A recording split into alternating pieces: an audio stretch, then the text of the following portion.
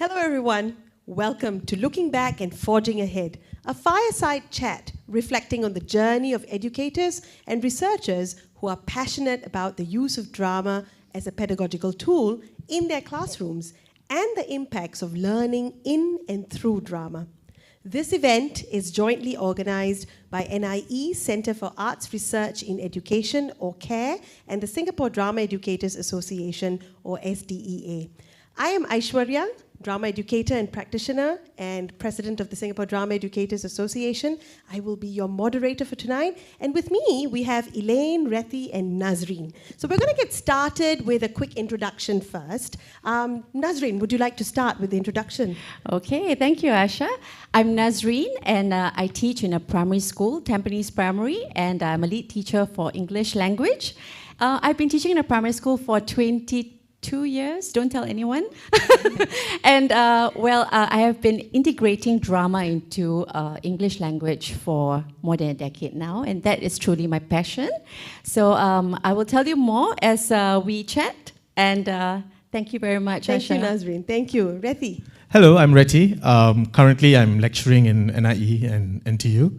So over here, I teach drama as pedagogy. I also teach it as performance. But prior to me coming into NIE, NTU, I was actually a secondary school teacher. I was a PE and history teacher, actually. And I was using drama to teach history and SS as just an added thing and just for fun. Yeah, so that quick intro about me. Yeah. Hi everyone, I'm Elaine, and I have been an early childhood practitioner for over 30 years. And don't tell anyone to. I co-founded a arts organization called the Learning Connections, TLC in short, with my best friend Juliet. And together we promote drama and theatre in education in preschools and primary schools. And over these years of work, my teaching faculty and I have witnessed firsthand how drama has significantly impacted on children's learning, especially the youngest learners. Thank you, thank you. So for today's fireside chat, I've prepared a couple of questions, and we're going to discuss, we're going to talk, we're going to have a chit-chat, but at the same time, audience who'd like to ask questions, you can scan the QR code that's on the screen, and you can submit your questions to Mentimeter. We will open the floor for questions towards the end of the fireside chat. Okay, with that, I'm going to go into my first question for today. Now, what initially inspired each of you to incorporate drama into your teaching practices, and how has this inspiration evolved over time? So for me, as I mentioned earlier, I didn't start out as a drama educator. Right. So I think about 16, 17, 18 years ago, I was a PE and history teacher, but I saw a very visible difference with the same classes that take both my PE, history, and SS classes. So the energy, the engagement, the interaction was very different. And I had an amateur theatre background at that time, and I thought, okay, can I use that to create that same kind of energy, interaction, exchange that I would get in a PE classroom? So it was really to engage with the students that I started experimenting with it. At that time, I didn't know about drama as pedagogy, and applied drama strategies. I had no clue. So I was just doing it for fun and on my own, and it kind of worked. And then that's how I got deeper into the rabbit hole of drama. And of course, over the years, the motivation has changed. So right now, I'm looking at applied drama and engaging with youth, the issues, social issues. So I'm kind of going into that kind of direction. Yeah. Right, thank you, thank you. Elaine, what about yourself? I am an early child educator, so I drama all the time in the preschool classroom with children. So, we have dramatic playing, and I, always marvel at how children actually, when they're engaging in dramatic play, they are just full of themselves, they all those things about short attention span in young children, no such things, they could just engage on, and often in the interactions, I will take on roles. And when I take on roles and interact with them, I notice that there is this sustained engagement, especially in learning. And that got me really interested to really look at drama for learning in the classroom. Thank you, Elaine. What about you, Nazreen? Well, for me, I have always been interested in drama as an art form. But if I were to recall, when I was around 6 or 7 years old, I know I've always loved to do storytelling sessions, to my, to my friends, and I think that is really something that I brought with me in teaching as well. So before the start of a class, I usually tell a story, and I thought that that really connected, me and the students, and we have shared stories, and from there. Some of the students who were listening to the stories, their confidence just grew because they wanted to also tell a story before we start the lesson. Yeah, so from there, it just grew, my passion, because I just wanted drama to actually increase the confidence of these students, and I see so much potential in it. Yeah. Interesting. So I have to admit, just to add on a little bit, so I'm going to be honest, the other motivation I had many years ago to use drama / theatre in the classroom was because it was also fun for me. Like, I felt I was playing, it wasn't work. So the whole idea of you playing with students and students playing with you, and in that process learning occurs, right? So I thought, why make work so dreary? Let's play, let's work. Yeah. Absolutely agreed, Rethi. We have to make it fun of ourselves, then we can really, make that impact on our students, right? Because they see the joy in us, and then they will have the joy in themselves as well. Absolutely. Nazreen, were you teaching drama as an art form in class at that time, or was it using drama in another subject classroom? Actually, okay, there's actually an drama as a CCA, but when I first started in Tampines Primary, it was actually a drama and dance club. Okay, yeah, because I love dance as well. So, so we combined both. Yeah, so that part is fully like drama as an art form together with dance, and there was actually this opportunity for me in 2006 during the Teach Less, Learn More movement.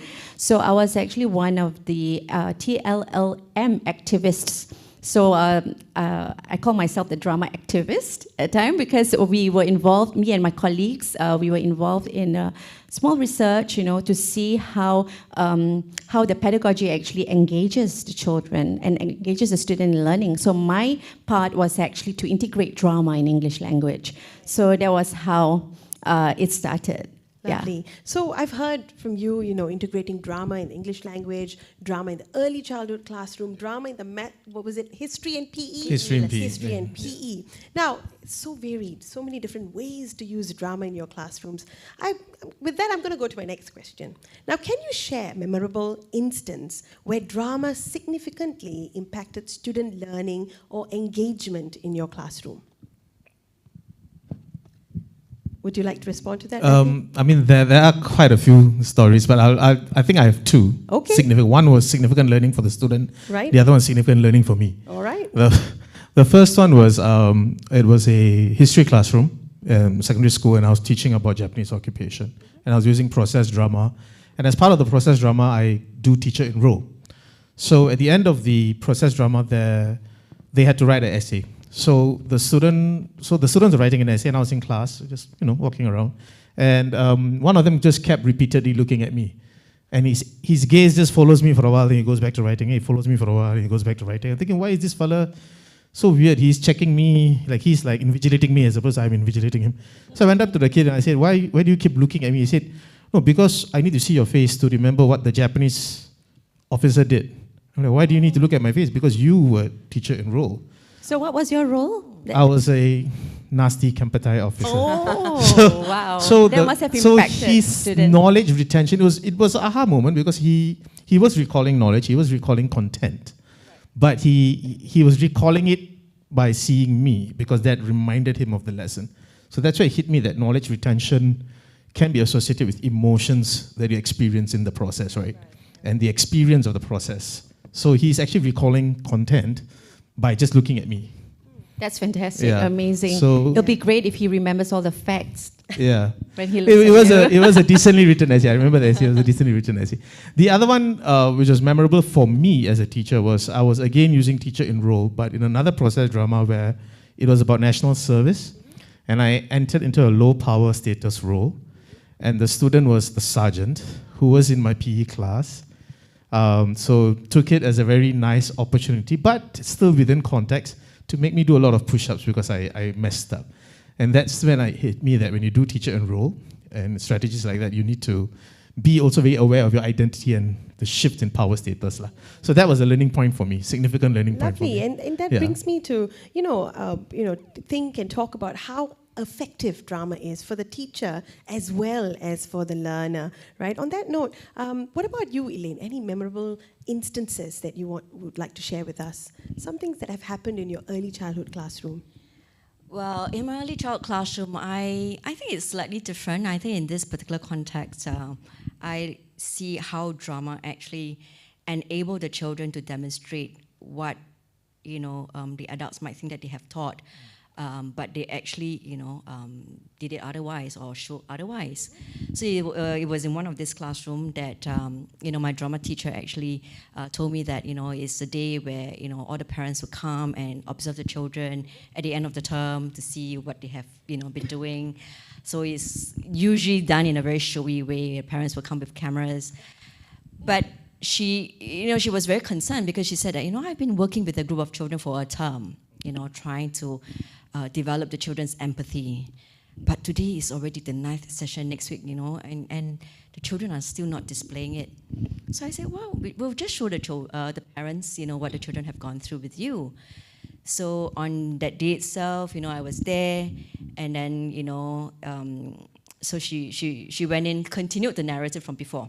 So she went in and she said that, remember me, I, was the alien from that planet, and I told all of you that, the people in my planet, they are all suffering. They are, one by one, they are dying. And I needed to come and ask you for help. And can you help me? And the children looked at her and said that, no, you are not from where we are, which is the Earth. You're from another planet and you look so different from us. No, why should we help you? No, we don't want to help you. And during the process, the teacher, who was enrolled as an alien, continued to plead and, continue her narrative to say that, she really needed help, and she needed to go back and save her people in the planet. The children said no, and then suddenly one girl said, you know what? Maybe we should help her. This poor thing, we cannot let the people die like that. And then the rest of the friends looked at her and said that, don't be a traitor. We cannot help. So you cannot help. So, it went on and so forth. And finally, when it's about time to wrap up the whole thing, and the teacher enrolled as an alien couldn't get anything out from the children, say, you know what, since you can't help me, then, I just have to go and, look for help somewhere else.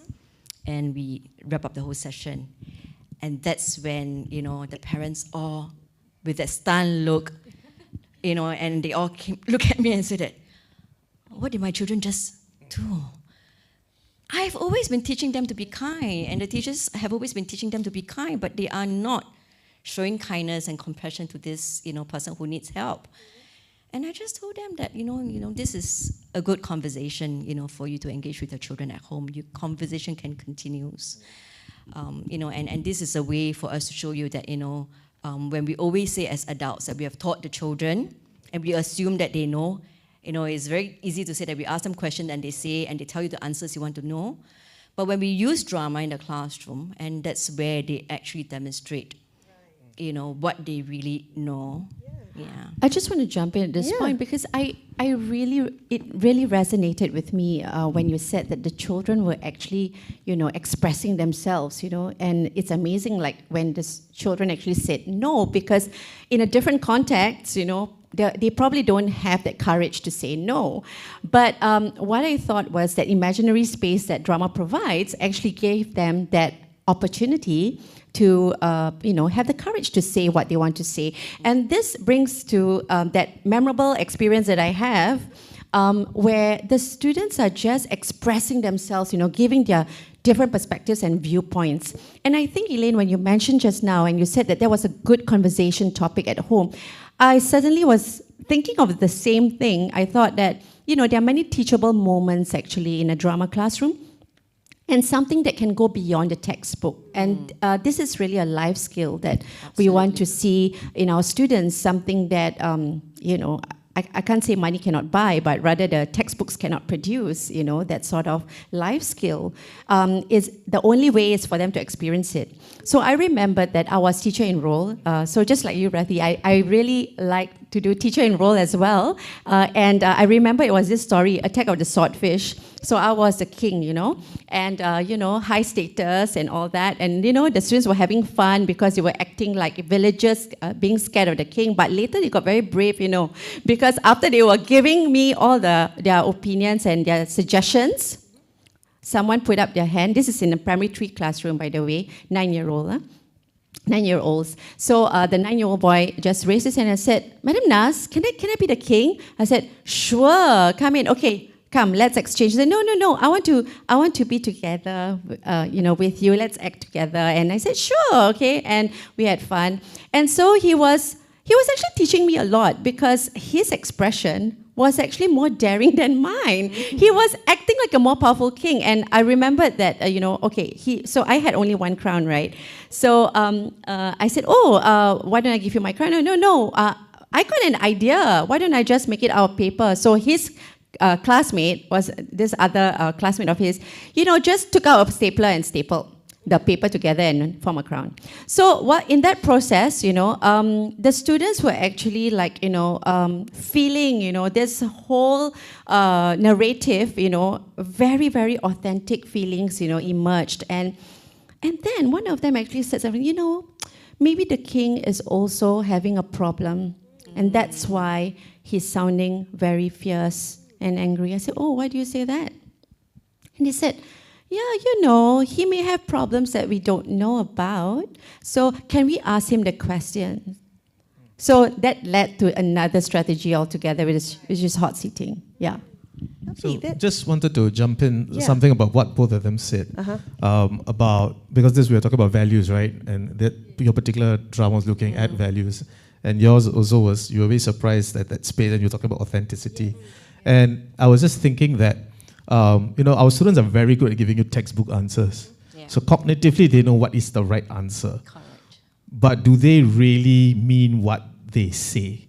And I think drama, when it's safe, when you allow them to be honest and authentic, then their true responses come. And this is something I learned as a teacher. Am I prepared for those true responses? Because I now cannot say that is wrong. I now have to understand the position and the perspective that came from before I can even go in to make it into a teachable moment. So it's not fast. It takes a bit of time. And practice, right? And as practice. An educator. Yeah. Time and practice. And I'm hearing teacher enroll, stepping into the shoes of different characters, thinking from multiple perspectives, sharing power in that space. That whole teacher and student line gets blurred because everyone is sharing power. There's a shift in status there. And all of these wonderful drama strategies that provide opportunities for these things to happen, authentic responses especially. On that note, what specific strategies or techniques have you found most effective when using drama as a teaching tool? For me, it's strategies that look into exploring the other. That means there's perspectival thinking. Mm-hmm. So things like teacher enroll, yes, hot seating, but devising and improvising. So I tend to gravitate towards devising, improvising because it allows them to exercise their voice and agency.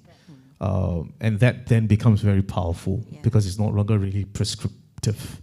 So any work that requires that you want it to be powerful, I think would require a certain level of strategies that involve the exchange of perspectives and a debate of perspectives. Right.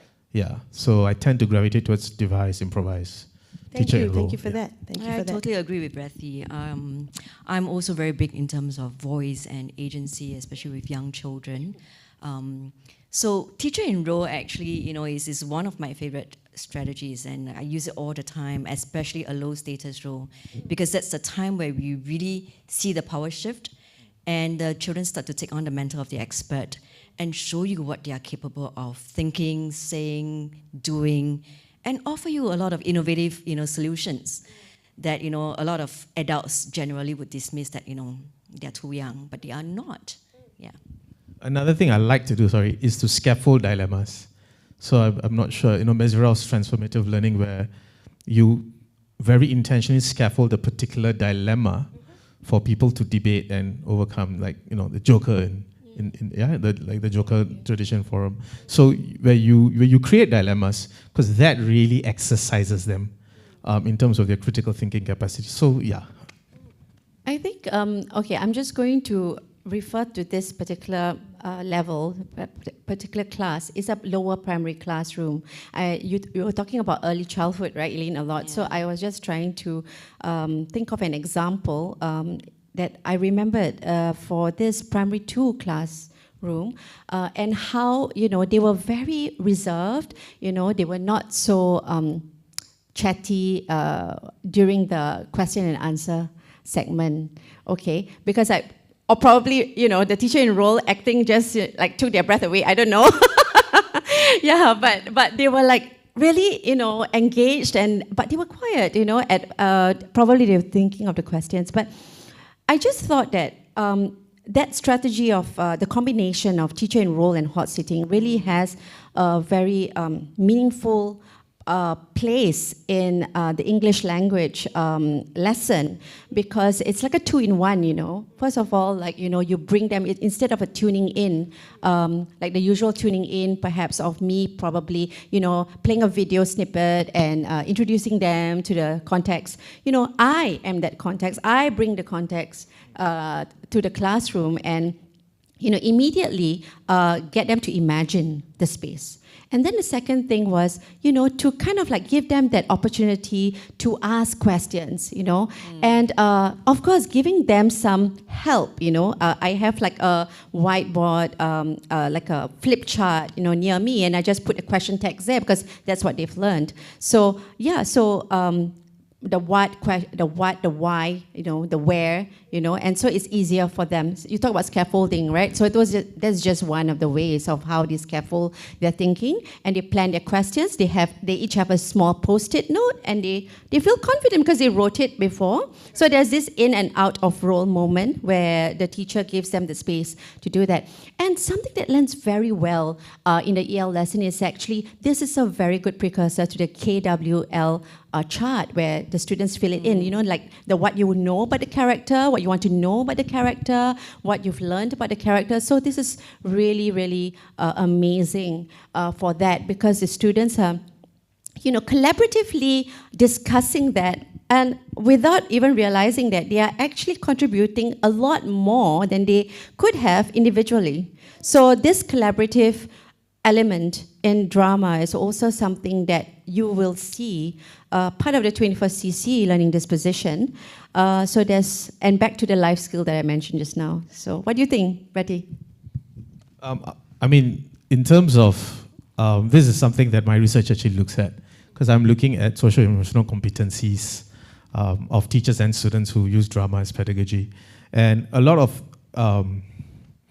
my conversation with drama teachers always tend to, like, you know, we don't need to purposefully or very intentionally put in 21CC and SCC, because by way of the process, those competencies are already naturally exercised. Yeah. It's just identifying them and making it clear. So I think sometimes drama teachers have this problem of advocating for 21CC and SCC, because for us, it's just like, it's part of the process, right? Yeah. So I think, we need to better sell 21CC and SCC, because it happens so intuitively for us. Yeah, so I agree with her that a lot of times it's not just the content, but for students, the SCC and 21CC competencies are exercised by way of exploring the content through drama. Right, that's great. Yeah. That sounds more like an opportunity, right? An opportunity in the primary school landscape or the secondary school landscape. So, Nazreen, what are some of the challenges and opportunities you encountered when integrating drama into your curriculum? And how did you address these? The challenges and opportunities. Yes. Okay. I would say there are many opportunities, okay? So, yeah, I mean, I think, okay, let me just say, there's so much to say, you know, and it's quite an emotional question for me, because, you know, being in the same school for about 20 over years, that's really a lot of both that you experience, opportunities and challenges. I think the opportunities, I would say, I'm just going to be very candid here. I would say that the opportunities are both in the classroom and beyond the classroom. It was also a very, how do I say this? The students, they have this innate talent. I believe that all the students have an innate talent in creating.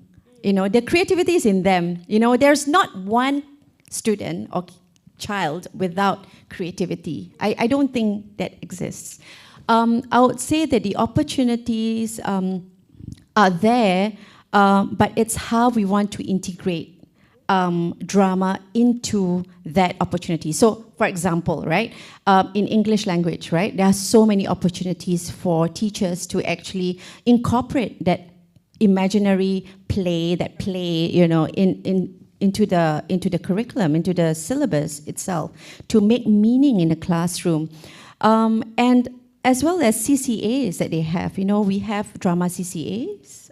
Some schools do have that, and in Tampines Primary we do have Theatrics in Action, which is a CCA part, so that the students who are really, really interested in the art form, they have that space to explore that art form and perform it. In the classroom, I thought that right now the landscape in my school, drama is a niche, okay, part of the ALP, Applied Learning Program. So that's a great opportunity whereby, you know, I could really plan out the drama programs in the school from primary 1 to the upper primary, you know, and at the different levels, okay?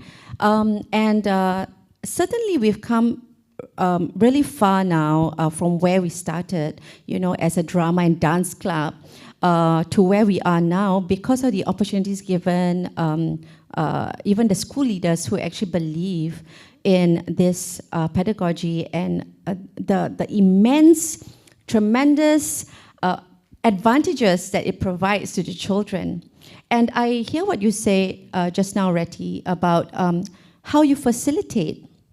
It's really something to look into as well, you know, because are we ready to actually face the responses given by the students? So that is a challenge, actually, Asha, because when we open that platform, the box, yeah, we as an educator, we will also have to think on our feet and facilitate and face it, you know, and not run away from that responding to the child, you know. I mean, the minimum is to, okay, I'll get back to you on that in character. That's a perfect thing, right? Because you're a performer, you say, I'll get back to you right after I have my dinner, you know, if you're enrolled as a kid. It's like a success when a child in the class is able to develop his or her own voice and ask you that question. For sure, right? That's student agency right there in front of you. Absolutely. And some things are just intangible, isn't it? Like we cannot measure that all the time. But what we can do is, as a reflective practitioner, I will take down notes, you know, after class, you know, and that moment, just to build up on my next lesson. So I hope that answers. I think, Nazreen, you just reminded me, you know, in a lot of interactions I have with early child teachers, you know, because we do workshops for them, helping them to understand the use of drama beyond just performance, but it can be used as a pedagogy in the classroom. And many of them always said that, you know, what if the children say this and I don't know what to do? All right, I think it is that precisely because this pedagogy is very spontaneous, very fluid, and a lot of teachers are worried that they do not know how to respond in the here and now. And I think that clearly explains why a lot of teachers are afraid of using this in the classroom. Yeah. So I think because the nature of drama is it draws authentic responses. When you create a safe enough space where students can feel honest and vulnerable enough to draw on their lived experiences to give you their responses, then it can be a challenge to critically facilitate that. Because we don't know what they're saying. Yeah. And when they say something that's so opposed or so shocking, how do we navigate that response, our response and identity as a teacher towards that response and the values of society within it? So there's, as they were saying, reflective practice there. Yes. But it's also the willingness to engage critically and objectively with the response of the child. Yeah. Even though your teacher hat might be saying, no, this is taboo area to explore, but it's something you have to, critically facilitate. Yeah. Yeah, that's a great input. And that directly relates to student outcomes as well, right? The way a student thinks, that processes information, and all of those things. So on that note, Elaine and Rethi, how has your research into drama as a pedagogical tool informed your teaching practices? And what have you learned about its effects on student outcomes? I think off the top of my head, one of the things that I realized is when we say drama, what do we mean by drama? Because drama itself has nuances. So there is drama as performance. And to a lot of people who are not used to drama, when you say the word drama, they think performance. So drama equals to performance. They may not know that drama as pedagogy, where you use it in the classroom to teach content, values, etc., like we have been doing. Then there's also a process where you, as part of the process, you can explore values and content, and you devise something, and then it ends up being a small performance as part of the process. So I think there are different ways drama is used, and each has its pros and cons and its own purposes. And I think the distinctions need to be articulated to anybody or any school leader who wants to use drama but doesn't know drama. So I think student outcomes will be directly impacted. So if you're looking at, for example, we want to help a vulnerable group, and I want to do a device process, but then I take their vulnerability and suddenly I put it on stage. That might have an adverse impact on the student outcome, but the school may not even realize what they're doing, because to them is, oh, you did drama, I want a performance. So I think the ability of the drama practitioner to really articulate what they are doing, its objectives, to people who are not doing drama becomes very, very important here, because of the ethical implications as well. Yeah. Interesting. Thank you. Thank you. What about yourself, Elaine? How has your research into drama as a pedagogical tool informed your teaching practices? So my research study is really looking at exploring the use of drama to engage children in the early years, particularly the 5- and 6-year-old as active global citizens, right? Particularly looking at the use of process drama to develop global competence. What I realized as a facilitator, like I mentioned earlier on, that it is a spontaneous and responsive pedagogy, is the importance of really slowing down the process. So slowing down the process allows us to be present with the children. And in return, we can then be truly responsive to whatever that they are offering. So it's this serve and return approach, right? So I mean, just to give you an example, in one of the class sessions, I was let me set up the context. So it is a fictional context, right? So this place, I call it a rainbow city, and I'm the mayor of the rainbow city, and I was working with the children. The children were my citizens. And one day we received a note, and this note is from another city. Someone is actually calling out for help, right? And I told the children, what do you think is happening? So the children came up with a lot of responses. This could happen, that could happen, and interestingly, it's all related to the current issues like climate change, conflict issues, and so forth. So I said, you know what? Maybe I should go and find out first. And what I did was, when I went and I came back the next session, I told them, I found out what's happening. And, I don't think you want to go there and help. So my intent was to really discourage them from going to help, and, seeing how the children would actually respond to that. And then the children call me, scaredy cat. Mayor, you're a scaredy cat. So I was like, okay. So that was the moment where I thought, okay, maybe I should ditch my plan.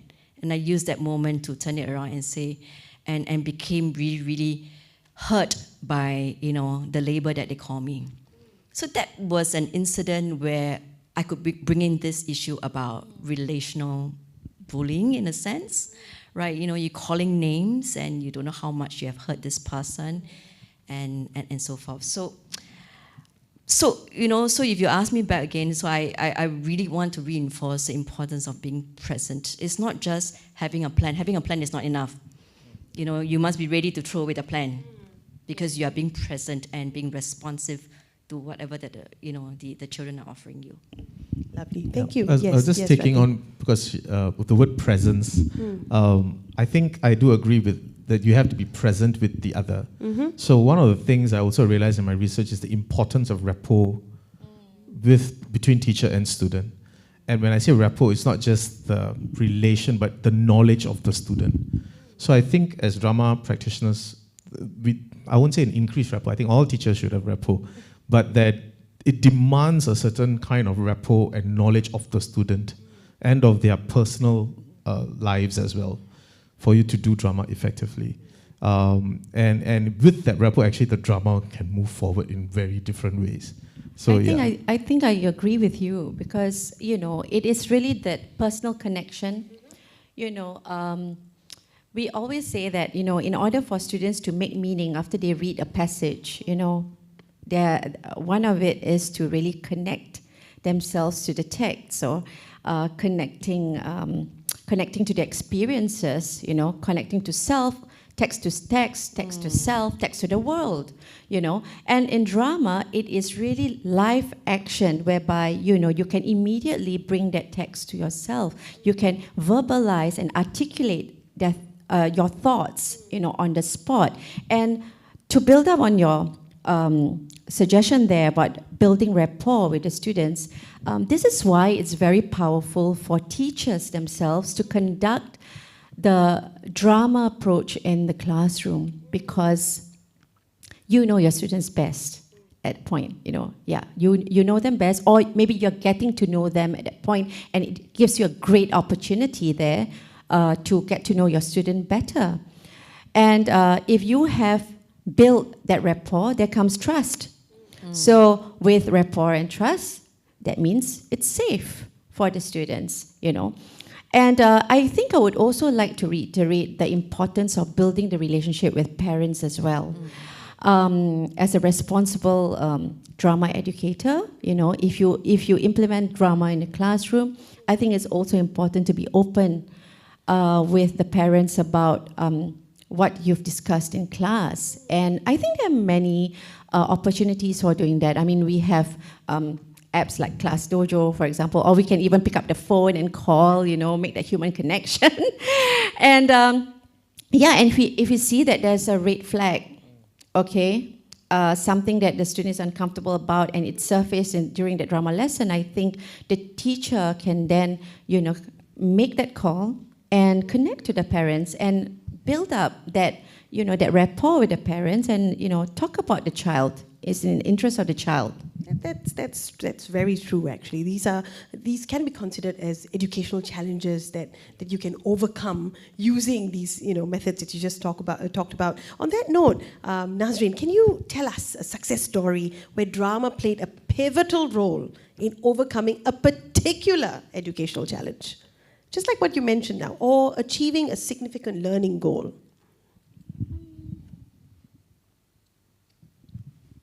Okay. I feel like I've probably answered the question earlier, but I would say that the significant goal, I think, it goes back to the basics. I thought that if you are able to get the students to speak up, to actually put themselves in somebody else's shoes, that is a success for me. It doesn't have to be huge. It can be something small yet significant. So it can be like a child who is reserved, and when after that drama intervention, the child speaks up, little successes like that. And a moment in the classroom where you can laugh with your students because of a funny moment during the role play. Those are success stories, I would say. And for me, I can't think of one specific one right now. Perhaps later if I think of it. But what I really thought was really a success and made an impact was that drama in the classroom, that social awareness that was raised in the classroom about a topic. say about bullying, for example, okay? And there was a story about that, and the students do tableaus to kind of generate the ideas. It's like a pre-writing activity, and how they presented that issues in class, and how that shifted from the classroom to the theatre space, okay? So in Tampines Primary, we have community theatre, whereby that space is actually to raise social awareness on certain issues, social issues that the students face. So in one of the years, I can't remember which year now because it started since 2012. In one of the years, I think it was on cyberbullying. Yeah, so there was a topic on that. So that gave it a greater, wider coverage in terms of the audience, right? The audience can actually participate in the post dialogue. So I thought that it was successful because it went from a classroom topic to a topic that they showcased in theatre. Yeah, so... Yeah, so drama offers all these opportunities to make these connections as well, right? On that note, you've successfully implemented drama in Tampines Primary School over how many Not years without did you the say? help Was it of... 10 years? Was it 10 years? It's more than a decade. More than a decade. Now, what advice would you give to educators who are thinking about implementing a drama program in their curriculum, in their schools? Okay, I would say don't give up. Start small, be yourself. Okay, I really mean that because, process drama, there are many layers, right, to process drama. There are many steps to it, right? So initially when I shared with some colleagues, it is a lot, process drama, but say if we take a little bit, like now everything's bite-sized, right? Even chocolates are bite-sized, so let's do drama bite-sized. Why not? And, just take one strategy and, do it in class. Manage your expectations. It'll be very chaotic. I always tell my teachers that, it'll be chaotic, it'll be noisy, and have fun, okay? Enjoy what you're doing. Enjoy that strategy. Throw out that expectations of it being perfect, do know that it will really definitely make your students more engaged. So I would say that if you'd like to start drama, start small. By small, I mean start something that connects with you. And I think at the very beginning, all of us, we mentioned about there's this fun element that, we have fun in class when we do drama, right? Like you stood out from the other PE lessons, PE teachers, conducting those lessons. So yeah, have fun. And I think there's also one thing which is called support. I would say that, support is really essential for you to continue using that strategy or that pedagogy in the classroom.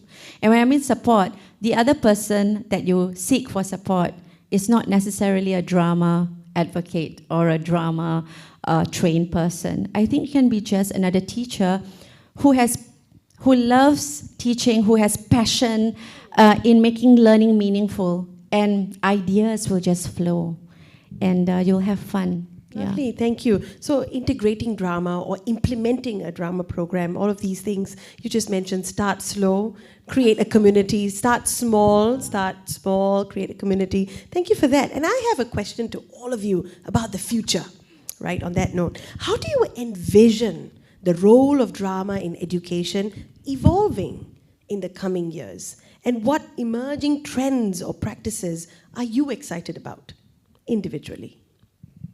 I think for me, it's really using drama as a vehicle for developing social-emotional competencies in 21CC. I mean, in the past, the idea of drama was always speech and drama, and it always had to do with languages and performance. But I think things are shifting, and people are seeing drama strategies and the role of drama in developing these soft skills without the need for a performance. So I think I'm excited about that because I think it's one of the areas where a lot of teachers do struggle with their subjects, like how do they teach SCC? How do they teach 21cc without it being a didactic kind of a give me the right response Q&A kind of a setting? And I think drama has potential. So that is something I'm quite excited about, because I think increasingly there is an awareness that drama doesn't mean it's just performance. We can just use it simply as a teaching and learning tool. And there is an increased recognition of that as well. Yeah. But that also brings me to the question of professional development, right, Rethi? So you're with NIE. And what do you think about the kind of professional development or resources that teachers need to enhance their use of drama in teaching? I mean, NIE does offer professional development programs. And I think as a drama practitioner, we constantly need that soundboard. So I think it's not a one-off, I got my certification and that's it. I think it requires continual refreshing, because the educational landscape is always being refreshed. MOE comes up with new policies, new initiatives, and that's something that in NIE we are abreast of and we can help tweak. And I also think, apart from NIE, there are other organizations like SDEA itself.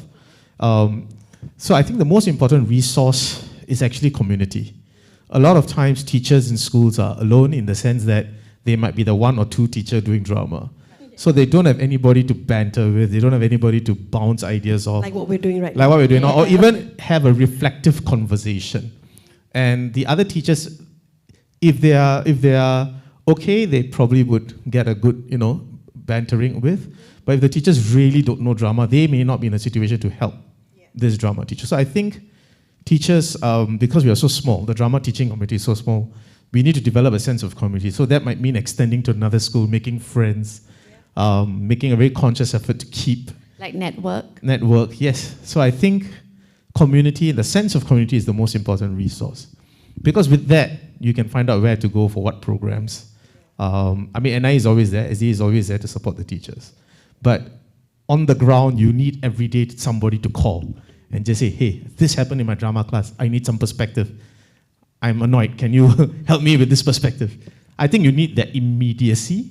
So I think that is something that teachers need to go out of their way to develop. People in community. Thank you for that, Rethi. I'm going to go back to the previous question that I posted to all of you. How do you envision the role of drama in education evolving in the coming years, Elaine? And are there emerging trends that you're excited about? Well, I think, just to add on to what Rethi has mentioned, particularly in early childhood, right? Drama is very traditionally viewed as a tool that they can use to prepare for concert preparation. And that kind of a limit or restrict the potential of drama. And I am grateful that over the years I've got the opportunity to work with the National Arts Council, Early Childhood Development Agency, including National Heritage Board recently, to look at drama as a pedagogy to help not just the early child educators but also the teaching artists, the museum educators to make museum learning come alive. Yeah, and just something that you mentioned also struck me that, I think a lot of teachers, they, like what Nazreen mentioned, that is chaotic, right? A lot of teachers are not comfortable with the chaos in the classroom because they feel that it's out of control. It's too noisy, It's organized chaos. Yeah, they don't see this as productive chaos, right, for example. And I also have teachers saying that, drama needs to be very animated, needs to be very dramatic, and I'm not.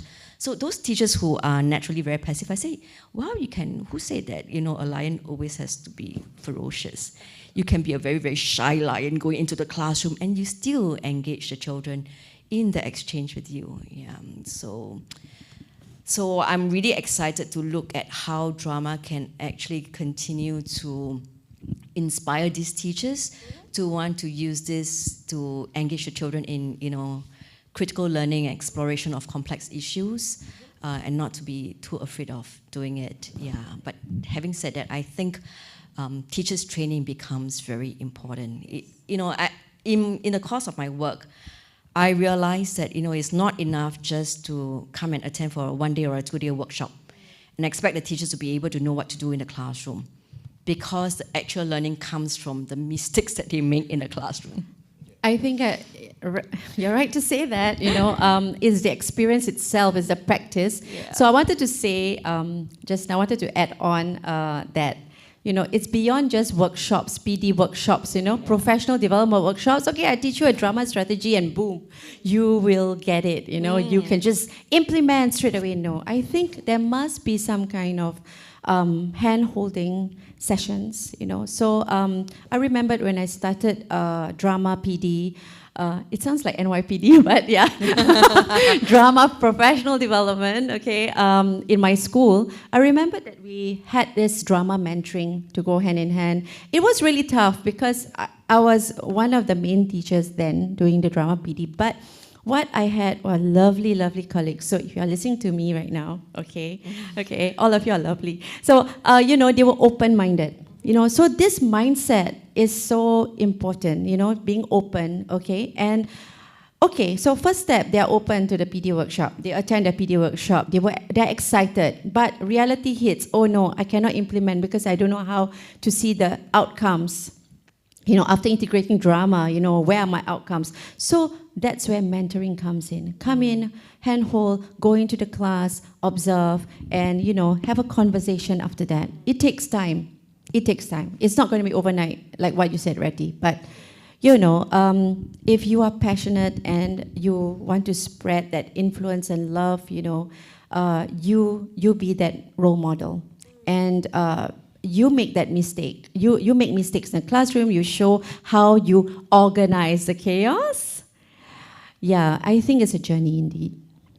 Yeah. Thank you, Nazreen. Thank you very much. It was wonderful to listen to, perspectives from the EC classroom, secondary classroom, and now you're teaching teachers who are going to be going into the force soon, and then with, teachers who are working with primary school students as well.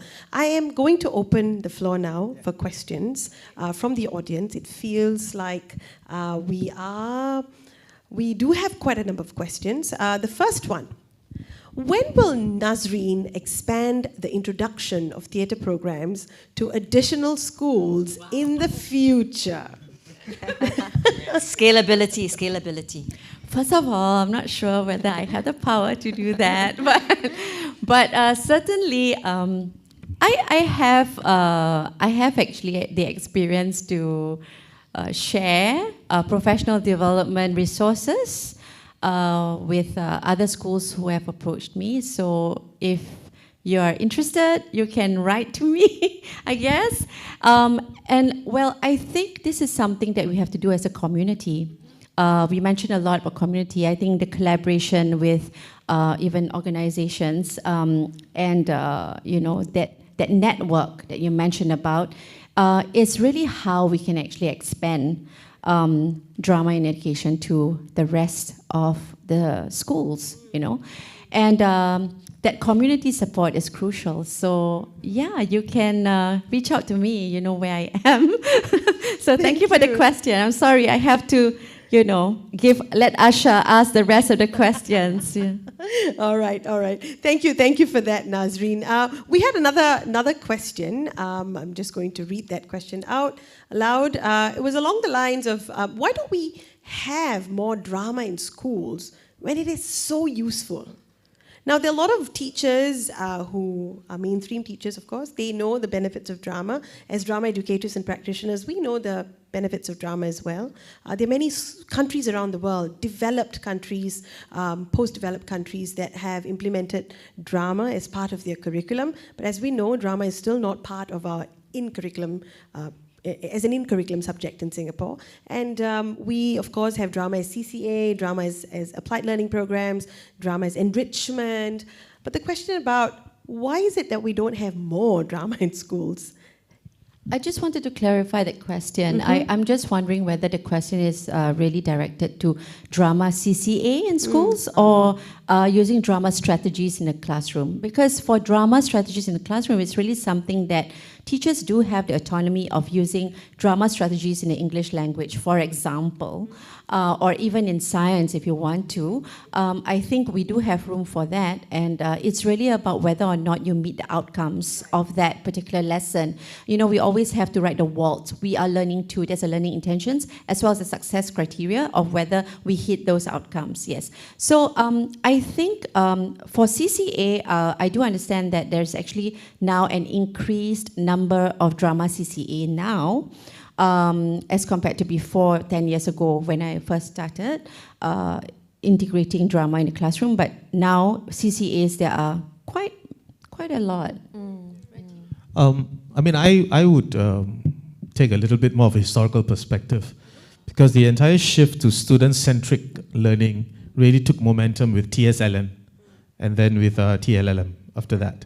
So that was basically educational reform, where our nation looked at its current educational model and said we need to move in this direction for optimum, benefits for our populace. So I think the student centricity really gave a push to drama as pedagogy, because here was a form that you could now use in a classroom to develop 21cc SEC. So 21cc SEC, all this came with TS Elen. So I think that it wasn't super entrenched before that. So the drama as pedagogy, the usefulness of drama is really more articulated with TS Elen and TLLM and MOE's educational vision and reformist vision. So I think there is that, and we are still in the midst of that, because drama community is, like I said, very small. So there is definitely an increase in CCAs, ALP programs, even PAL at primary school. All those different programs. But to use drama as pedagogy is really on the impetus of more informed school leaders and teachers themselves, implementing it first and then seeing its benefits and then making it into a wider program. Because it's a ground-up initiative, right? TLLM is about being ground up. It's about giving the experts, the teachers on the ground, the freedom to do what's best for your classroom. Absolutely. So it is about being the change first, so that things, change. And change. eventually we have more drama in schools. Yeah. Thank you very much for that, all those responses. I'm going to move on to the next question. I have another one here. How do you think drama can help students navigate the post-truth world? I have an answer. It came quite fast in my head, unless I read the question wrongly on the screen. So I think one of the important things, like in history, we always talk about question your sources, right? A source-based, like in humanities, and we teach that source-based questions. How do you question your choices? How do you question your sources? Who this sources was intended for? All this is part of critical thinking, and I think drama can help students navigate critical thinking. Simply because, again, it involves the exchange of perspectives and understanding where those perspectives came from and are those perspectives valid. Post-truth world or alternative truth world is basically, like an echo chamber where the truth that they espouse has no validity. And just because they say it often enough, it becomes the truth.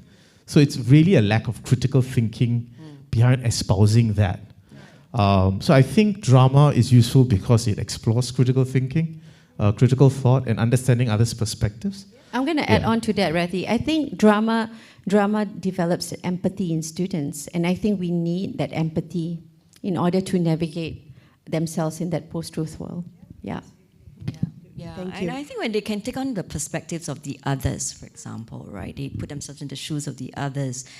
They, you already can see that they start to the thinking shift. Right, it's no longer just about me, it's about the others, what if I'm in that position, if I do this, what's going to lead to. So drama itself does provide that platform, for all this to happen. And this thing about critical thinking, critical dialogue is so important, critical reflection with the students. And drama always goes with reflection. After drama, there's always a reflection, and that's the time where you really, can engage the students in critical dialogue. Yeah. Just to go down the rabbit hole of the post-truth world, do you see those kind of perspectives, alternative truth perspectives, emerging in early childhood? Yes. Like with your early childhood students?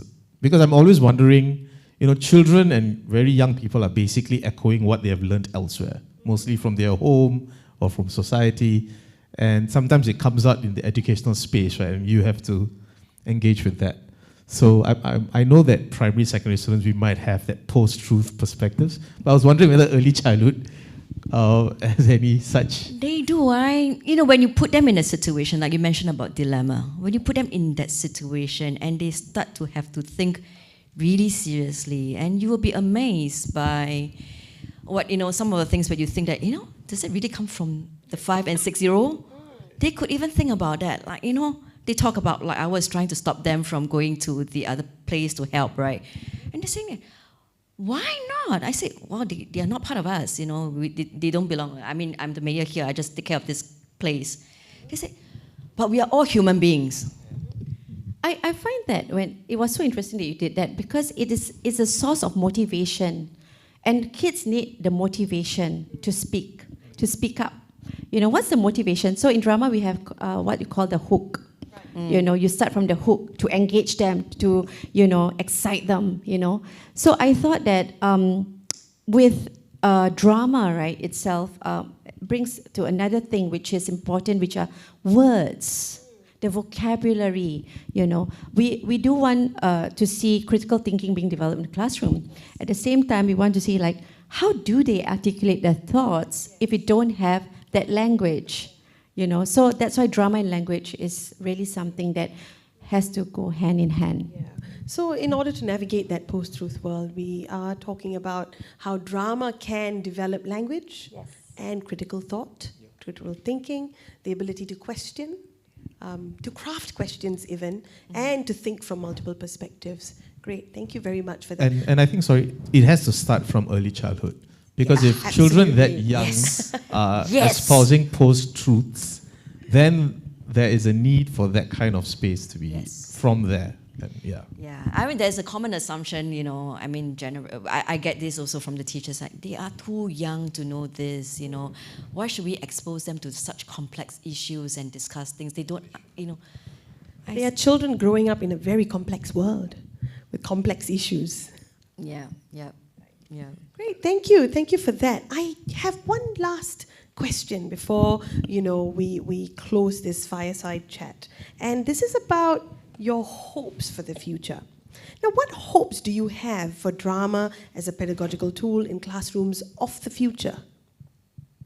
So we've talked about how drama can be used for product, and we've talked about how drama can be used as process as well. Now, if it's used as process, but for the classrooms of the future, how do you envision this? What hopes do you have for drama as a pedagogical tool in classrooms of the future?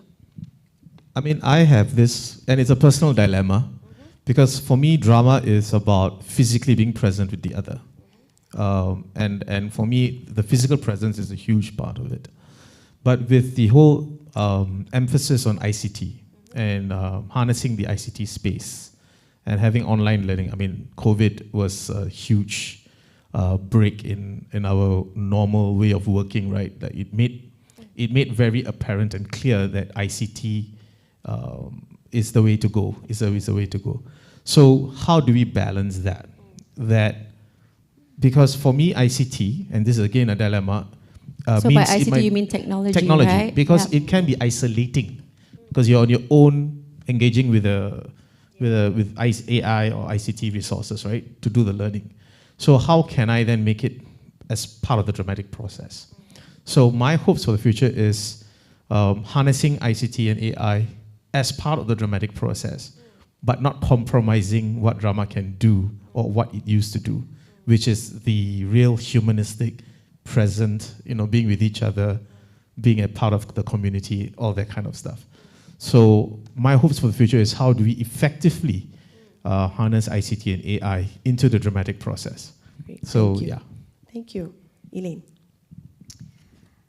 I just want to be able to see that, we could continue to use drama, with young children in the classroom to just allow them to amaze the adults, to see them in a different light. I mean, there's always been this talking about, preparing the children for something, for the future. It's always this whole thing about human becomings. And personally, we should not just focus on the human becomings. We should also value them as human beings. They are absolutely competent and capable to participate and contribute to the society now, right? So, I'm hoping that we will be able to see more teachers, being interested to explore this pedagogy through, by experimenting it or experiencing it themselves. Yeah. Thank you. I think both of them said almost everything that I wanted to say. How easy is that? No, but I just wanted to add on one last thing, is that I think one hope that I have is for drama to empathetically engage students, and how students. Sorry, and how. Oops, did it turn off? Sorry, that's a sign, isn't it? Okay, so so I think one hope for the future would be to have the students, to get students to actually engage empathetically with a situation that they find difficult and challenging, and to really have that communication skills and interaction, as you mentioned just now, to be more at the forefront. Even if it's with the digital tool, I'm very excited to see how drama can actually be interweaved into technology, okay, in the classroom of the future. Yeah. Great, thank you. Thank you for leaving us with these wonderful thoughts and hopes for the future. Now that brings us to the end of this fireside chat, and I hope you guys had a wonderful time listening to us talk about forging ahead, looking back and forging ahead with drama, and we hope to see you again. Thank you from NIE, and thank you from SDEA. Thank you. Thank you. Bye.